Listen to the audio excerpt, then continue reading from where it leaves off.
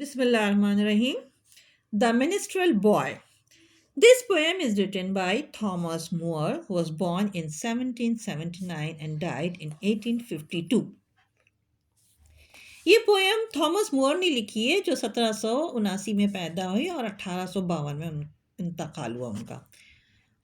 He was an Irish poet. Ireland के रहने वाले आयरिश कहलाते हैं, वो आयरिश पोइट थे. He was born in Dublin, Ireland का शहर डबलिन है, where he studied at the best school, जहाँ बहुत सबसे अच्छे स्कूल में उन्होंने तालीम हासिल की.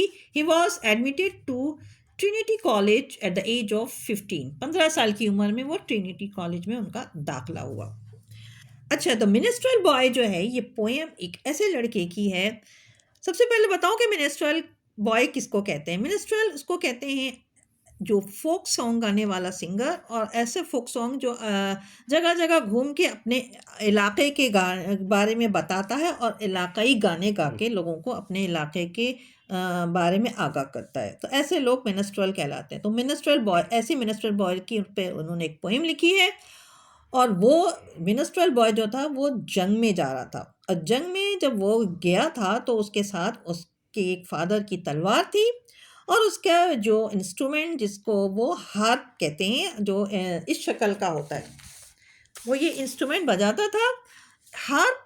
और उस बजा के और उसमें से धुन निकलती थी, और उस धुन पे गाने गाता था, अपनी इलाके के बारे में सबको बताता रहता था. इस गाने के धुन के इलाकाई गाने गाता था इस हार्प को बजा के.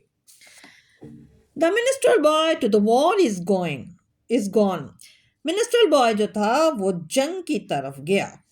इन the ranks of death you will find him. और तुम देखोगे कि वो उन सफ़ों में शामिल होगा जहाँ लोगों की डेथ हो गई है. इन द रैंक ऑफ, मुर्दा लोगों के सफ़ों में उसका शुमार होगा. His father sword he has girded on. अपने फादर की, अपने वालिद की तलवार उसने लटकाई हुई थी.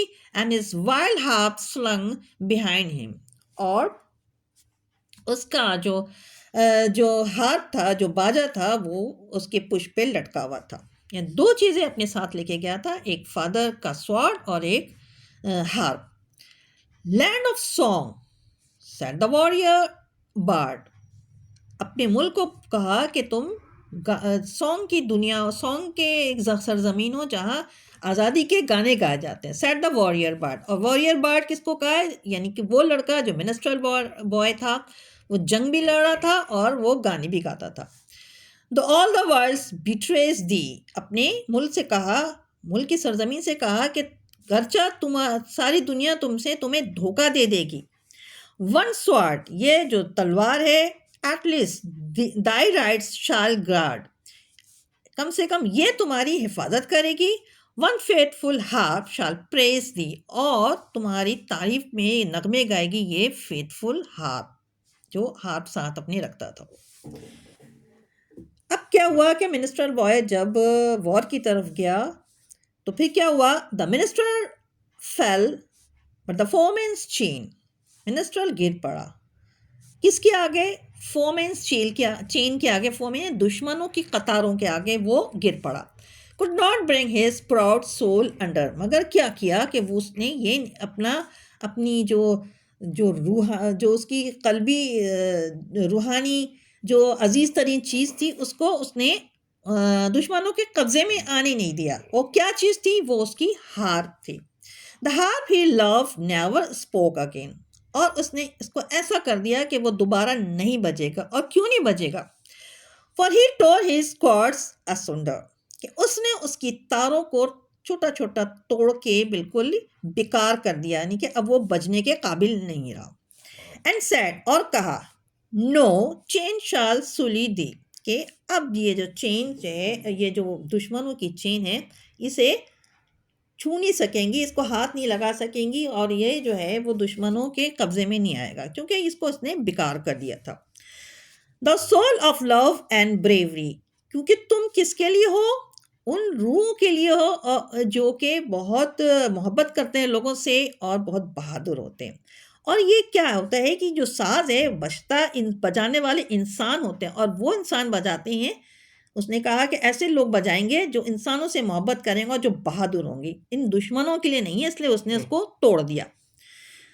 Thy songs were made for the pure and free. और वो गाने उसमें बजते हैं इस धुन में जो कि खालिस लोगों के लिए होते हैं और आज़ाद लोगों के लिए होते हैं, आज़ाद लोगों के लिए गाए जाते हैं और बहुत पुरखुलूस लोगों के लिए गाए जाते हैं। दुश्मनों के लिए के हाथ में आने वाला ये साज नहीं है, तो इसके इसने उसको तोड़ दिया। They shall never sound in slavery। और जब ये तुम्हारे कब्जे में आ जाएगा तो तुम्हारी गुलामी में आ जाएगा, तो फिर ये दोबारा नहीं बजेगा। अब इसको इसने बिल्कुल साउंडलेस कर दिया है और ये जो बाजा है दुश्मनों के आगे आने से पहले ये बेकार हो गया था। तो मिनिस्ट्रल बॉय ने उसे अब गिरते ही ज़मीन पे गिरते ही इसको तोड़ दिया, उसकी तारों को ख़त्म कर दिया और खुद तो वो फिजिकली दुश्मनों के हवाले हो गया था, लेकिन अपने सास को दुश्मनों के हवाले नहीं होने दे। क्यों नहीं होने दिया? उसने ये कहा कि ये जो है मुहिब वतन लोगों की पहचान है इसके गाने, और ये इस सास में मुहिब वतन लोगों के लिए गाने बजते हैं और मैं इसको दुश्मन के हवाले नहीं करूँगा, और इसलिए उसने उसे तोड़ दिया। इसका central idea, brave and patriotic people prefer to die.